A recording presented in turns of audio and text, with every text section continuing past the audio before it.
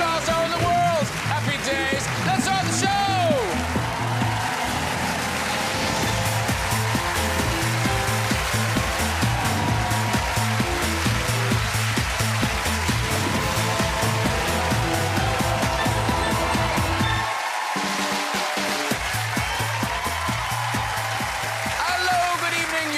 So welcome to the show and happy Guy Fawkes night. That's what it is. Yes. Here is just one of the bonfires people are burning tonight. Oh, there it is. I tell you, it was so big they could see the smoke at the climate conference. COP26 this week. Now, I won't spoil it for you in case you haven't seen COP25. Basically, they did manage to agree on a plan to reduce deforestation. Here's one delegate with a copy of the agreement. Yay, saving the trees. Greta Thunberg was outside the conference protesting away, good old Greta.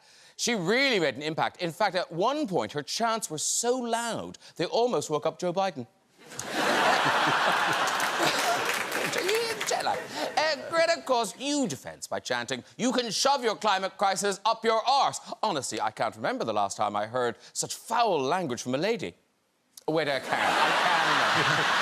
So, who have we got on the show tonight? Well, later I'll be chatting to Oscar-winning actor Halle Berry. Yeah, I will. And we'll have music and chat from the wonderful Gregory Porter, ladies and gentlemen. But joining me right here, right now, he's an author, actor, and tie-wearer extraordinaire. It's Stephen Fry. He's the Oscar-winning director of Splash, Parenthood, Apollo 13, and A Beautiful Mind. It's Ron Howard. He's an actor, presenter, and a force of nature. It's Miriam Margolyes. And he's one of Hollywood's funniest actors and a Marvel superhero to boot. It's Paul Rudd, everybody.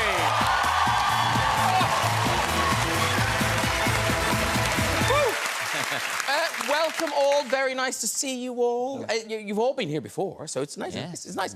And we should say, before we say anything else, since you were last here, Miriam Margolyes, 80 years old. Congratulations. Happy birthday. Thank you. Yes. Were you able to celebrate? Yes, I was. I mean, I don't drink or anything silly like that, but I had a Zoom, which was actually rather ghastly. I was one of the little squares on an enormous screen. It was, you know, everybody talks at once. That's the trouble. And so Miriam, in your beautiful voice, said, "I'd like you all to shut up, please, while I speak." Now, you know Paul.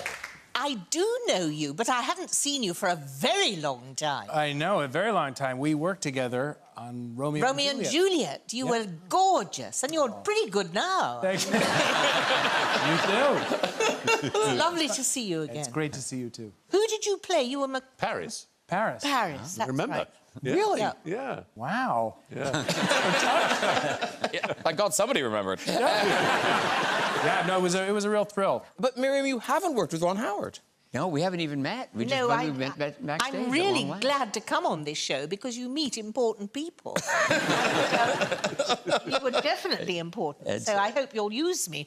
One of you. A CV in her handbag. It's a pleasure. It's a pleasure. And Have you ever heard... Just a minute. Yes, all right. It begins. Have you ever heard of me? Yes, I have. You honestly have? I honestly have. OK, that's good. When had you heard of her?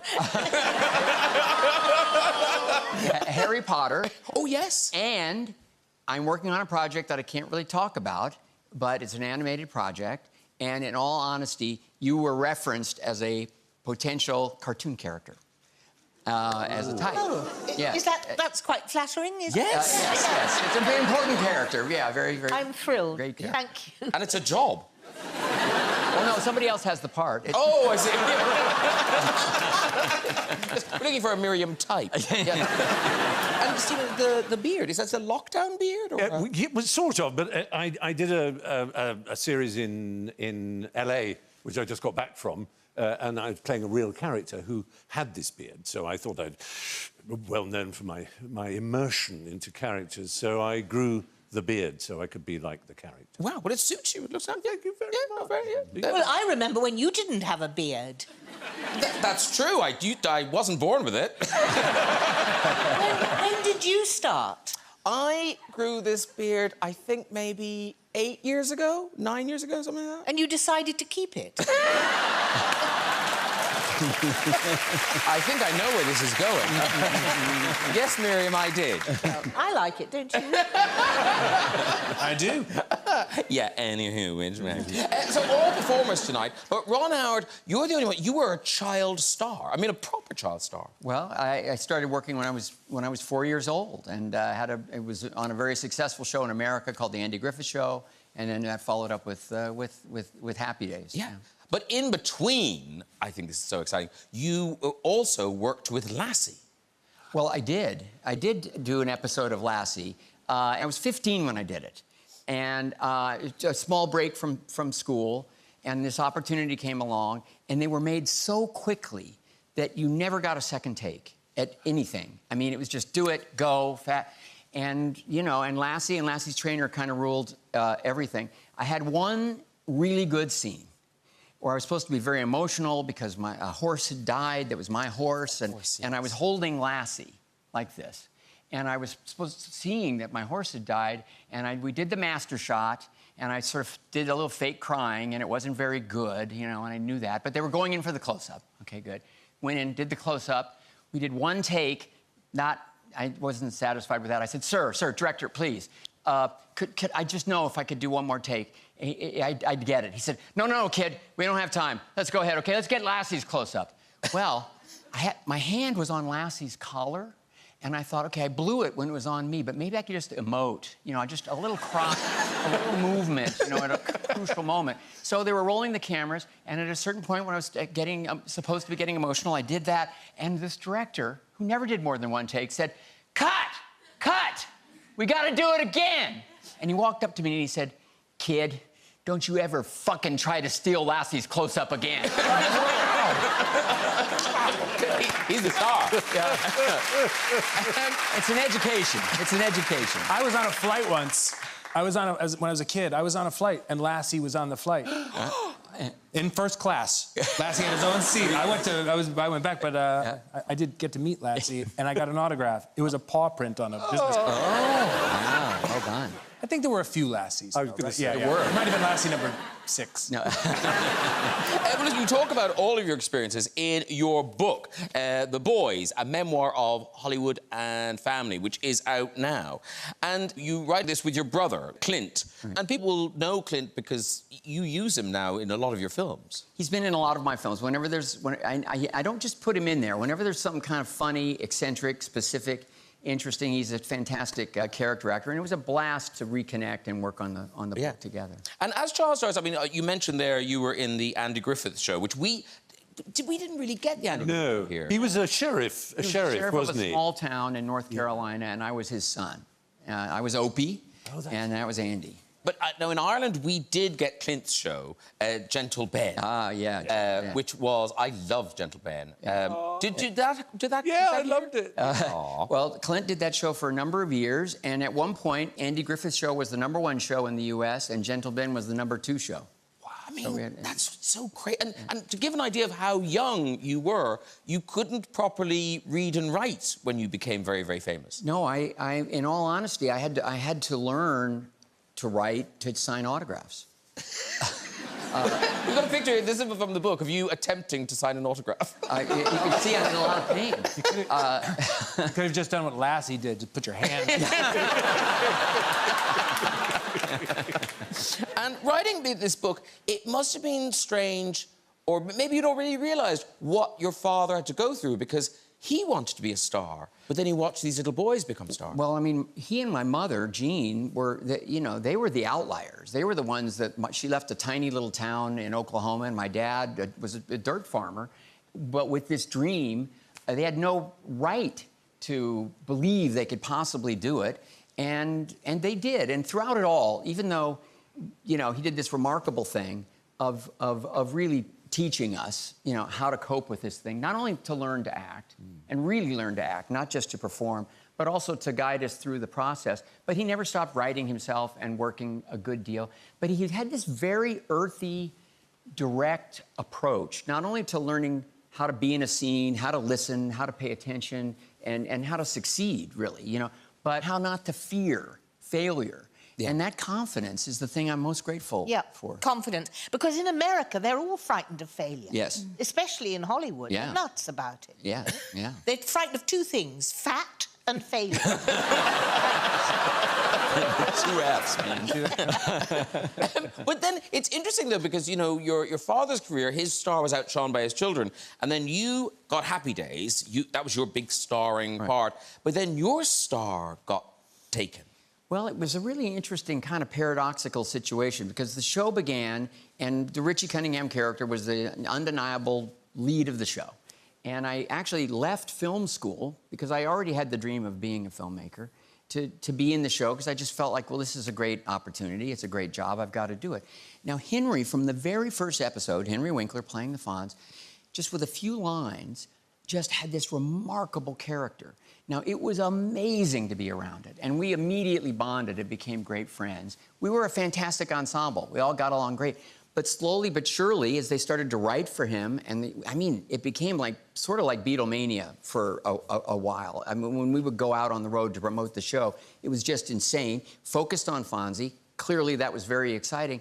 Except the executives, studio heads, network heads, they started really treating me with a lot of disrespect from a business standpoint, just in terms of interaction.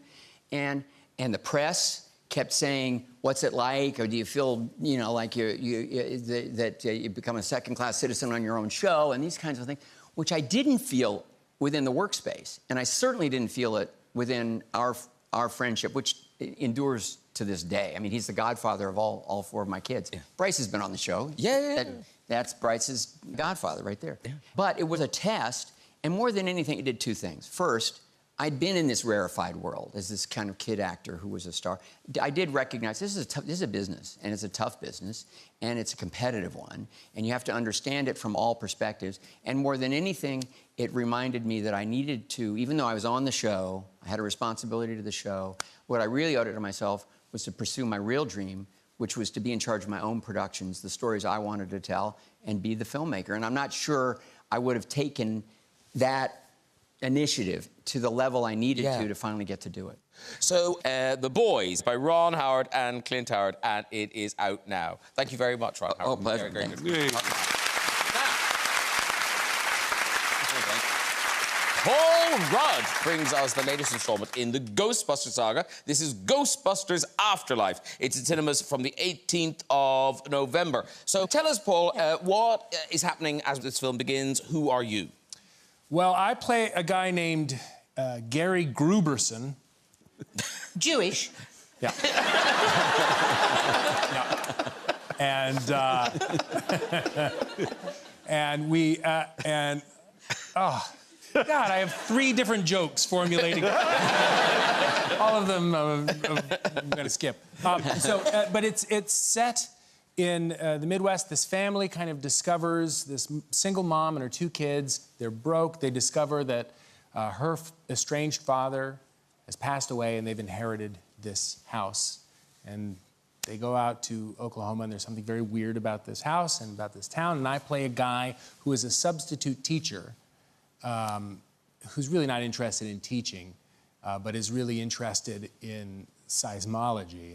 And there's been a lot of activity in this town. The ground shakes, and it doesn't make any sense. And actually, you like all that stuff, don't you? You like all the science-y bit. In life or in the movie? Well, in life. Yeah. Science is great.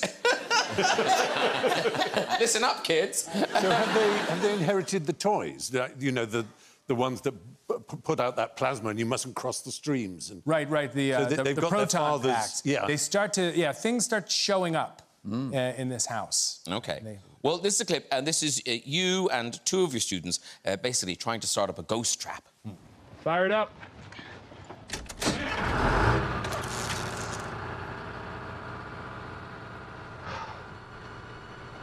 I've always wanted to do this.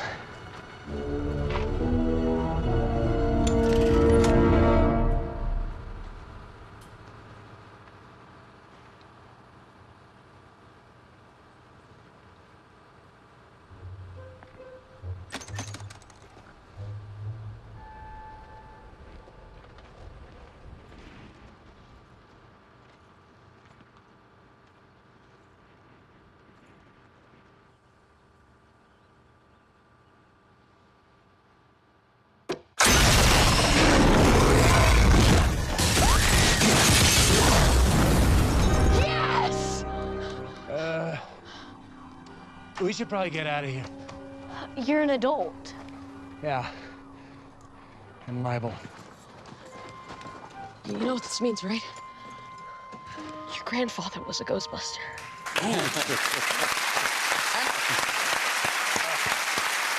Obviously, you knew all the, the significance of all these things, like the proton packs and the ghost stuff. Right. Did the kids, did they know anything about Ghostbusters? They did. They knew a lot. McKenna, Grace, who plays that character, she had dressed up as a Ghostbuster, I think, for Halloween years before she was ever involved in this. And Finn Wolfhard is in the film. He dressed, I think, as a Ghostbuster in the show Stranger Things. So they were very aware. But big franchises, these big franchises, is it true, Ron, you were going to do a Harry Potter? No, I wasn't going. There was a moment when there was a kind of a list of candidates, and they reached out to me at that point to talk about it, and I read the books, and the books were fantastic. But in all honesty, I have just finished doing The Grinch with Jim Carrey, and that was a fun, fascinating, but unbelievably challenging and difficult production.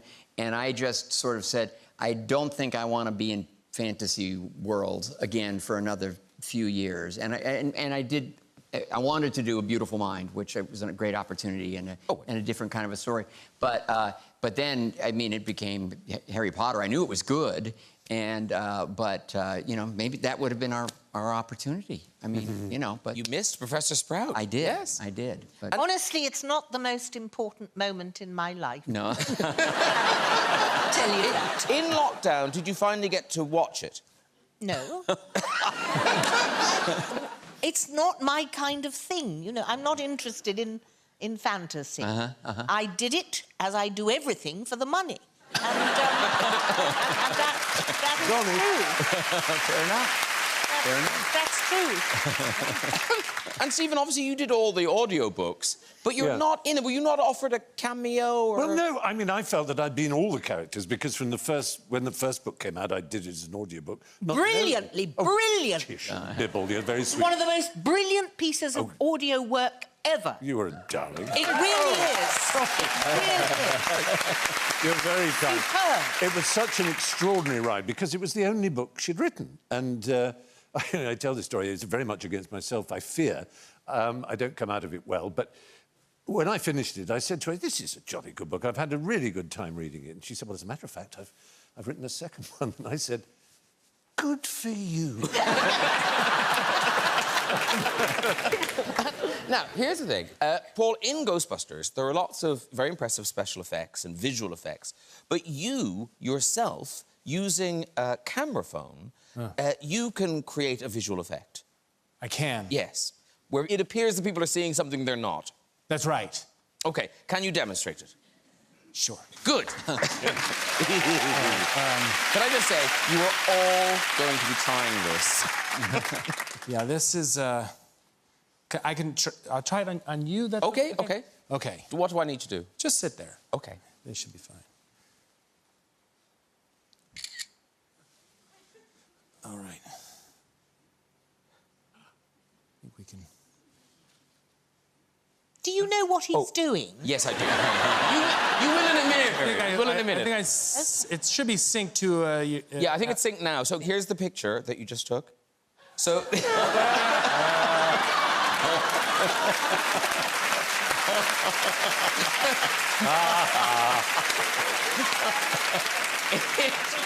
It does look like a bum.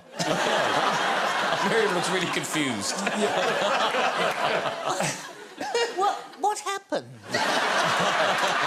Oh, yes, do Miriam. There we go. Are you doing it with your fingers? Yeah. Beautiful.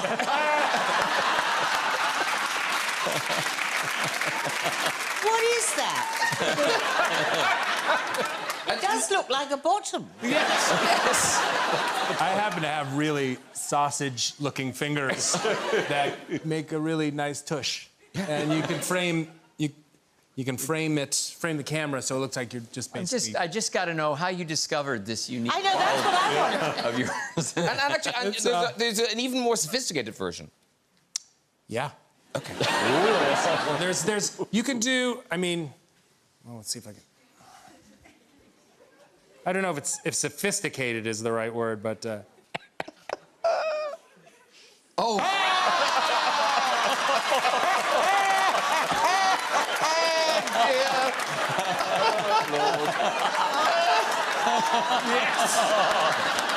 Well done, Paul Rudd. Very good. Fantastic. And very quickly, Paul, I want to talk about another project you've got, The Shrink Next Door, with yourself and Will Ferrell, based on the podcast. I listened to the podcast. I can't wait to see this. What's your kind of one-line description of The Shrink Next Door? It's about a guy that Will plays named Marty that goes to see a therapist, and it really changes his life. Maybe not in the best way. Over the course of many years. And it's unbelievable. It's a true story. It's unbelievable. It's on. It will start streaming next week on Apple TV+. It's. I can't wait to see it. Oh, great. Very good. Thank you. Paul Rudd, everybody. Yeah.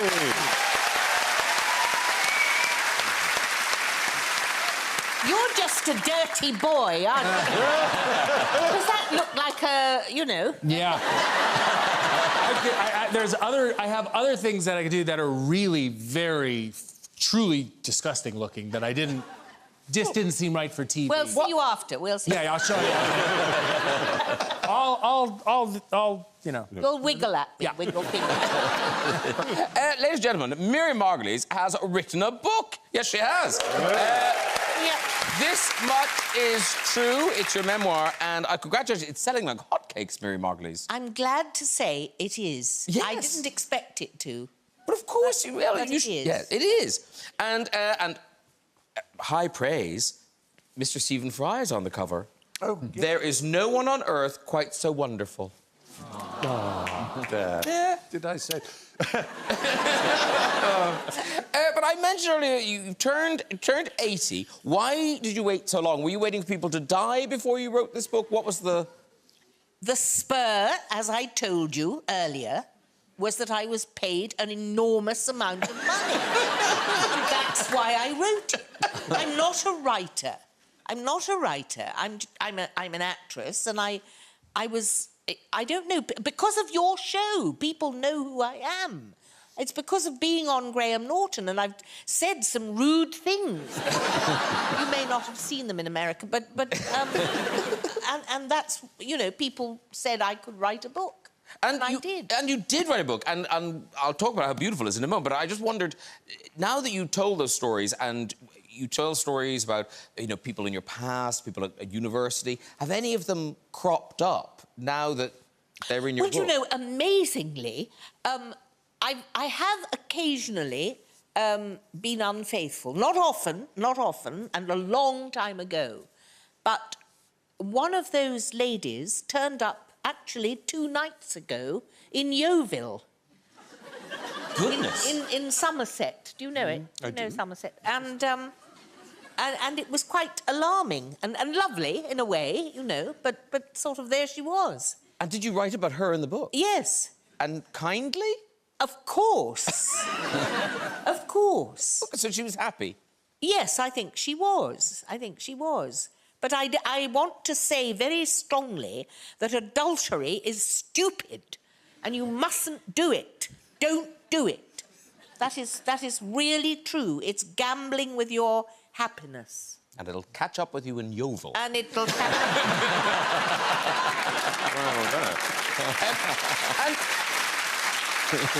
And you talk about, you know, you talk about being on this show and telling your stories, and those stories are in here. But I've said to you this already, that it is beautifully written, and I think it's a different side of you. That actually there's a very thoughtful Miriam in here, and a very sensitive. I hope so, because I don't want to just be a mouth, you know, that sucks people off and does silly things. It's confusing, isn't it, Ron? It's confusing. Yeah. There's a lot going on here. I'm rolling with it. No, I'm a serious person. I'm a thinking person, and I care about the world and the people in it. And I wanted that to be in the book too. and I think it is. So you get the whole person, which is what you should get in an autobiography. Yes. And like I say, lots of the stories you've told on the show are in here. I was particularly pleased that the first story you ever told on the show, about 20 years ago, is in the book. It's the one where you park on a double yellow line for a few moments. Do you know the story I mean? Oh, yes, yes. Well, that had its repercussions, of course, because, well, I mean, I parked on a double yellow line in Shaftesbury Avenue. It was the day of the state opening of Parliament, and I rushed up to give an audio tape, because, you know, I do audio tapes, to my agent, and I came downstairs. There was a policeman pasting a parking ticket on my windscreen, and I was just furious, because I'd only been there for a minute. And so, you know, I tore it off the windscreen, and I said, "You've got a dick that small." Because I thought the best thing is to insult him as quickly as possible. Of course. And he took umbrage, didn't like it, and he arrested me for breach of the peace and parking on a double yellow line. And then he called for help from other policemen, and there were lots about because it was the state opening of Parliament, and, you know, they're mingling around. And so I was taken in a police car to Bow Street Police Station. And there I was arraigned, and they said, "Empty your handbag." And I had a few things in my handbag, and one of them was a packet of peppermints. But they're wrapped in silver paper, you see, and that the detective in charge thought that it was drugs. And he said, "You know, what have we got here, then? That's interesting." And I said, "It's just a packet of peppermints, officer." And he said, "No, I think we better check you out, matron." And he got the matron to come and put me in a room privately. And I knew, because I was sharp, that she was going to give me an internal examination.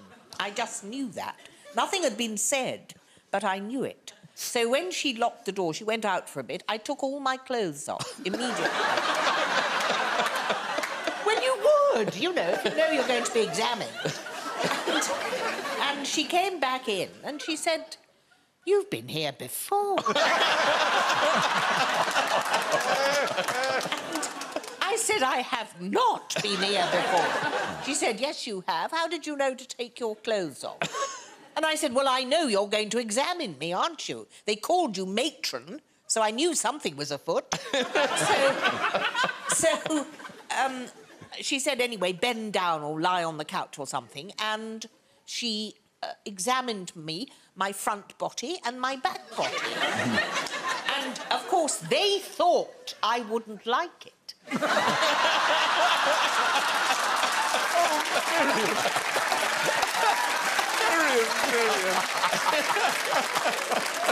But, you know, I'm gay, I have to tell you that. And, of course, it was as if all my Christmases had come at once. Miriam's book is called This Much Is True, and it's out now. OK. Now, time to meet our remote guest tonight. She's the Oscar-winning star of Monsters Ball, X-Men and Die Another Day. It's Halle Berry, everybody! Oh! Hello. I don't know if you know any of Stephen Fry's here, Ron Howard, Miriam Margolyes, Paul Rudd, Halle Berry. There you go. Hello. Hi, guys. Hey, good to see you. Hi, Ron. Hi, nice to see you, Hallie. Thank you. No, she can see you. Yeah. Where are you, Halle Berry? I'm in New York City Oh, OK. at the Whitby Hotel. Good plug, reduced rates. All right, we've been talking about directing tonight, and you are now a film director as well. You star in and direct Bruised, which is out on the 24th of November on Netflix. So tell us about the movie. Well, it's a classic fight film, a la the genre of the very first Rocky and maybe The Wrestler. You know, it was a low-budget film in Hollywood standards, but it has a lot of grit and a lot of heart like the original Rocky and The Wrestler. But it's a story of a disgraced MMA fighter, not a boxer, but an MMA fighter who is fighting for the right to get her career back, but also because it's a female story, she's also fighting for the right to be a mother. She squandered away her right to mother her child when the child was born, and now the child all of a sudden gets dumped back at her doorstep, and now she has to fight for her life and fight for the life of this child. And originally, I think it was just a project for you to star in. How did you end up in the director's chair? Yeah, originally, when I read the script, it was written for a 25-year-old white Catholic, Irish Catholic woman. And I thought, well, that's not me. But I got a chance to reimagine it and make it for a middle-aged Black woman. And so finally, I decided, you know what, I think I have to go tell these producers probably the silliest thing they've ever heard, which was, hey, guys, I think I should direct this. I know it's crazy, but I do have this story in my head, and I think I'm ready to do it. And to my surprise, they said yes. Wow. Well, listen, we've got a clip, Halle. This is you speaking to your mother about custody of your young son. Is he here? He's sleeping. Yeah. Mama, wait. He was sitting outside the movie theater at 11 p.m. Some woman saw him and brought him here. Boy had my napkin in his pocket.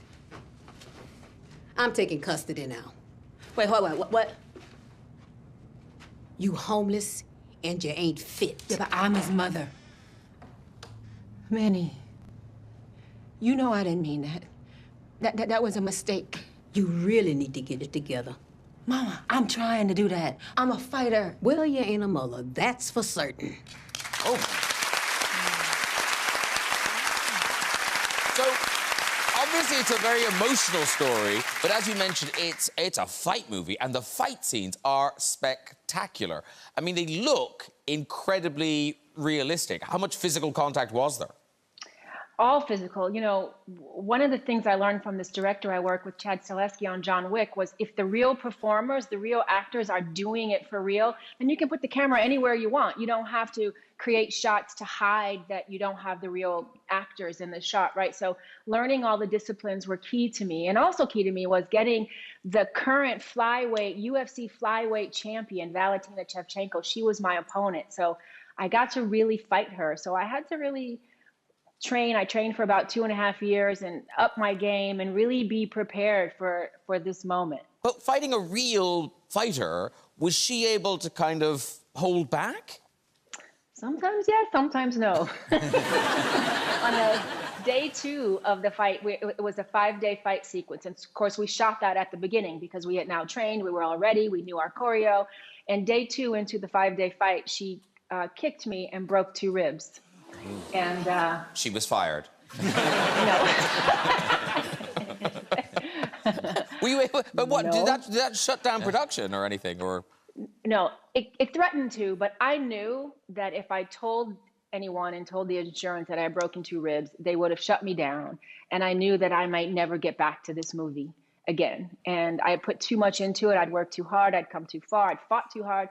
So the funny thing happens, because I'd been training to be a fighter for 2.5 years, I think the fighter side of my training took over. And as all fighters, when you're in the ring, if you get injured, stopping isn't an option. You just keep going. You just have to keep going. So I made the decision to not tell anybody, keep going. And once we finished the fight, then I told everybody, oh, shit, I think I broke something. I have to go to the hospital. Sure enough, I had broken something. Wow.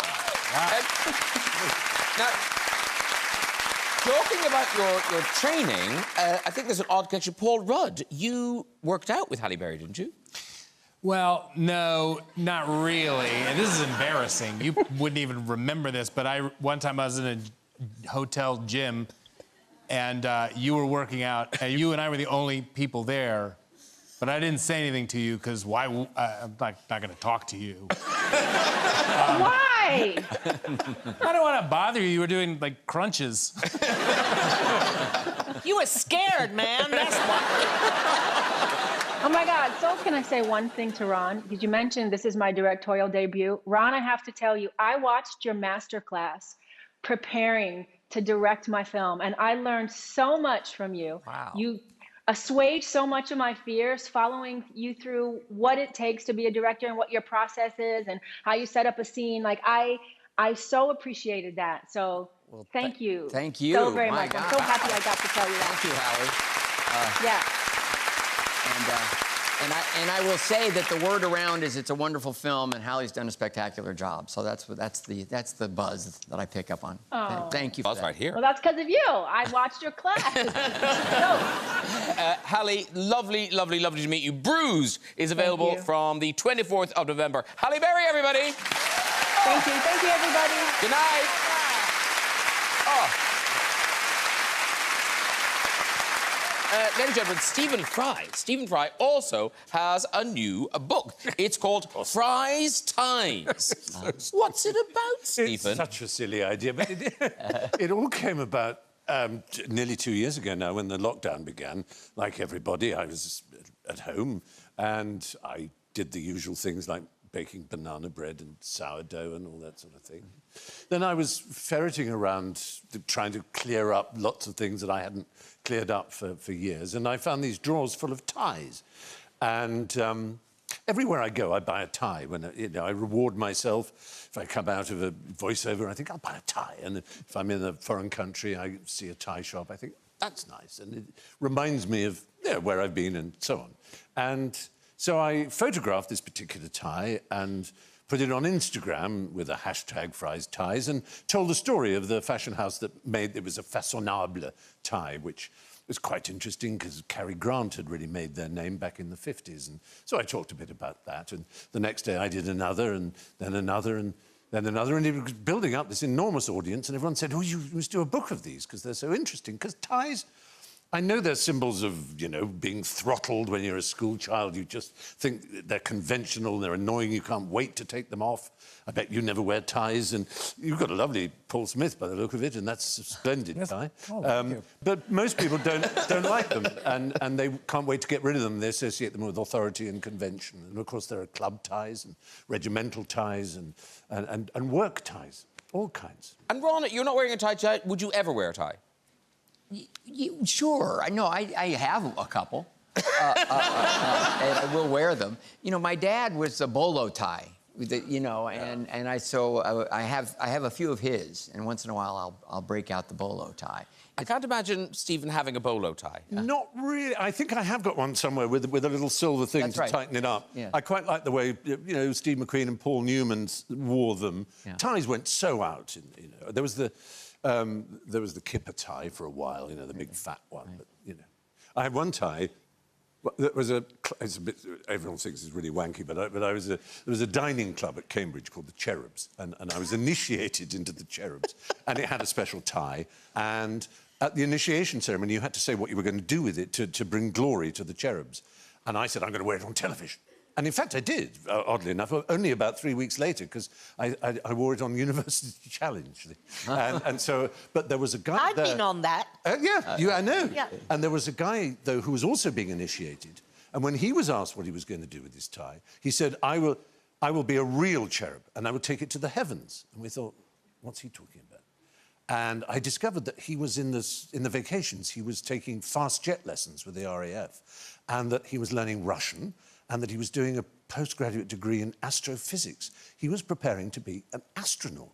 And his name is Mike Foale, and in fact, he has the British record for the number of days in space. 373 days, I think it is, on the Mir Space Station and the International Space Station. So he took his cherub's tie there. So that's an amazing tie. I'm getting a tie. Yeah. I'm getting a tie right after this show.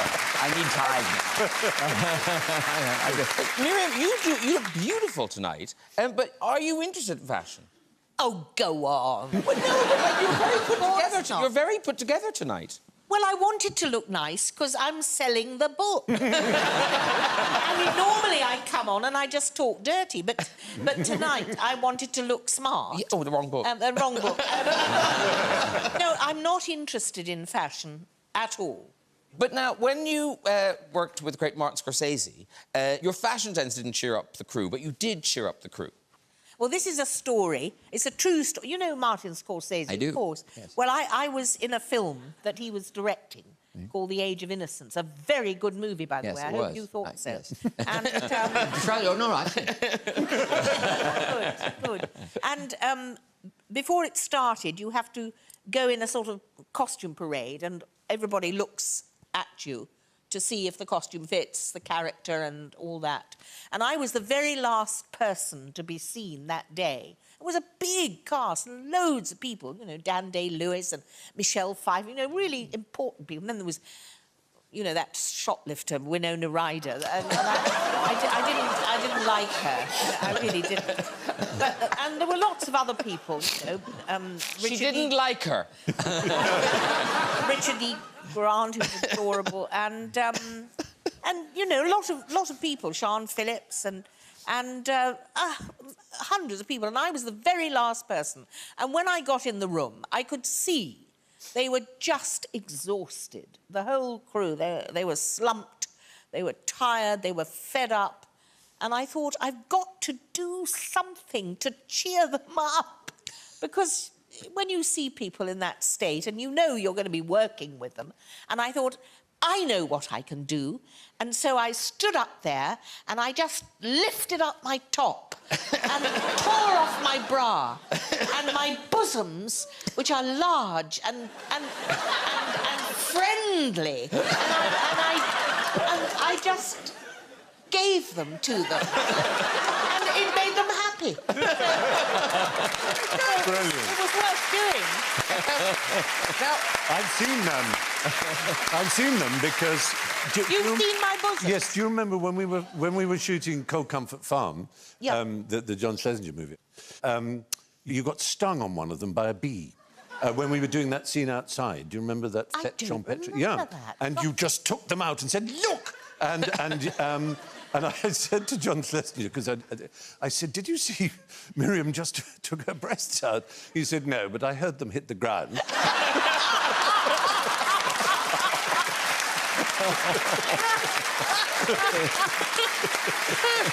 Very good. Right, it is time for music. This double Grammy Award winner is one of the biggest names in modern jazz and soul. Here performing Revival, it is Gregory Porter!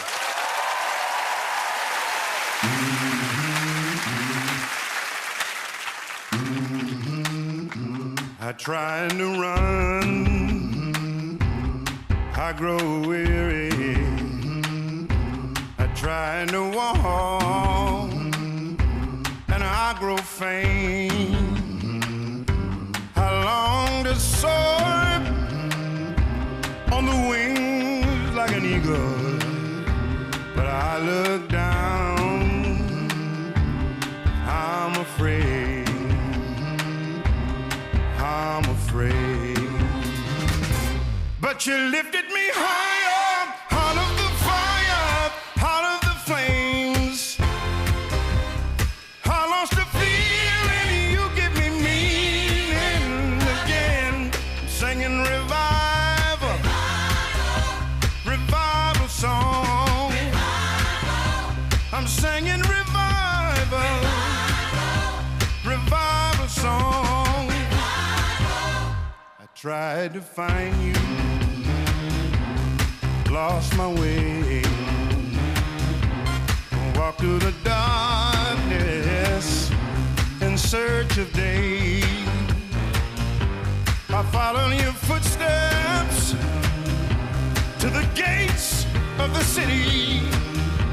I saw your face, oh, I'm not afraid, I'm not afraid. Well, you lifted me higher, out of the fire, out of the flames. I lost a feeling, you give me meaning again. Yeah. Well, you lifted me higher, out of the fire, out of the flames. I lost a feeling, you give me meaning again. I'm singing revival, revival song. I'm singing revival,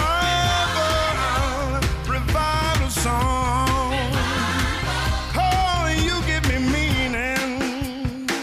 Oh, you give me meaning. A revival, a new direction, a new day, a new way to show more love. Oh,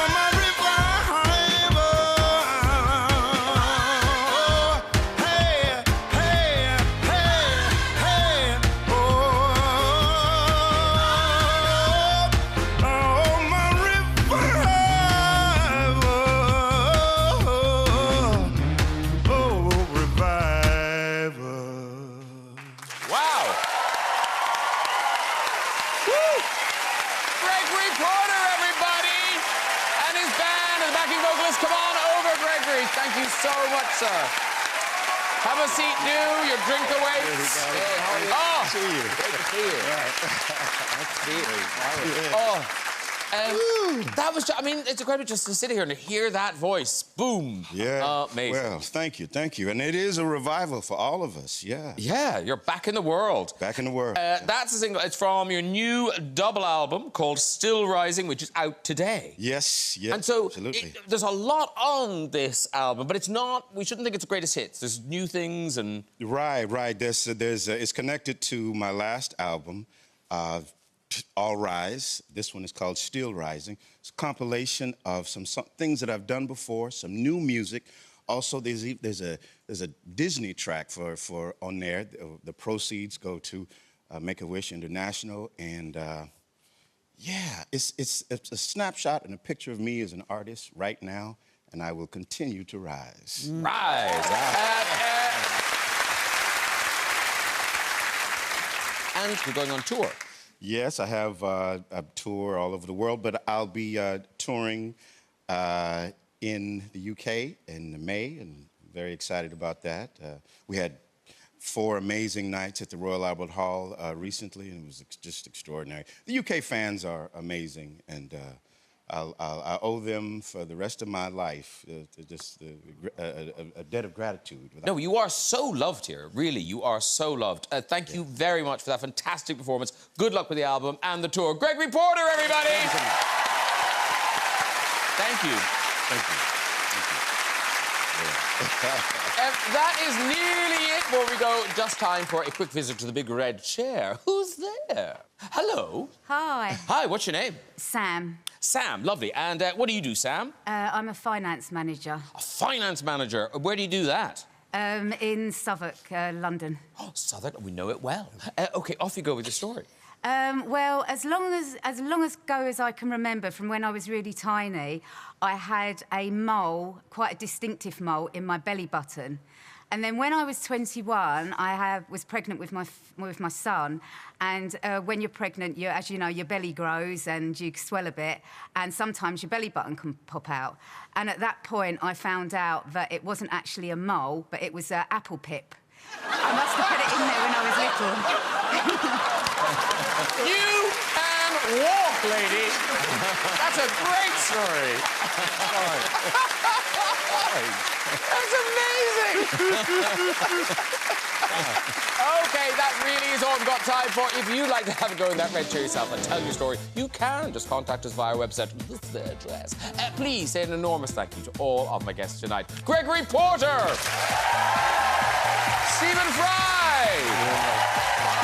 Ron Howard. Miriam Margolyes.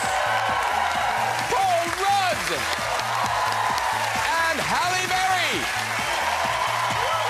Join me next week with music legend Sir Rod Stewart, celebrity chef Nadia Hussain, comic actor Josh Gad, and the stars of the new film House of Gucci, Adam Driver and Lady Gaga. I'll see you then. Good night, everybody. Bye-bye.